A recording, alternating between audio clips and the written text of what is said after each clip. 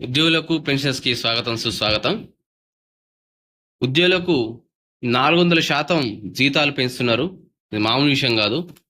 4% కాదండి, మరొకసారి వింటే 400% అంటే ఒక ఉద్యోగికి 10,000 10,000 శాలరీ వస్తుందంటే 400% అంటే ఒకసారి మీరు ఆలోచించండి. ఇంటూ 4 వేసుకోండి, అంటే 40,000 పెరుగుతుందన్నమాట. అంత అమౌంట్ పెరగడం ఏందని చెప్పేసి అందరూ ఆ షాక్లో ఉన్నారు. అంటే ఇక్కడ 10,000 అనేది 100% అయితే, 10,000 అనేది 100% అయితే 400 అంటే 4 ఇంటూ 10,000, ఆ విధంగా 40,000 పెరుగుతుంది. అంటే 50,000 అనమాట. 10,000 జీతం తీసుకునే ఉద్యోగి ఒకేసారి 50,000 తీసుకుంటాడు అనమాట. మరి ఇది ఇంతకీ ఎక్కడా అంటే, గత కొన్నేళ్లుగా అంతర్యుద్ధంతో అల్లకొలంగా మారినటువంటి సిరియాలో ఇటీవల కొత్త ప్రభుత్వం ఏర్పడింది. కొన్ని రోజుల ముందు సిరియాను పరిపాలించినటువంటి అధ్యక్షుడు బషర్ అల్ అసీద్ దేశం విడిచి రష్యాకు పారిపోయి తలదాచుకుంటున్నంట.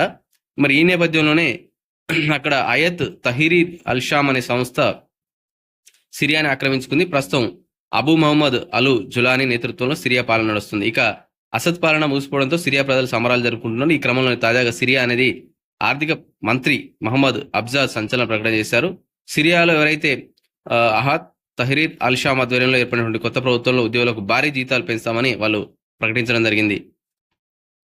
సిరియా ప్రభుత్వం ఉద్యోగులకు 400% మేర జీతాలు పెంచుతామని ఆర్థిక మంత్రి ప్రకటించడం జరిగింది.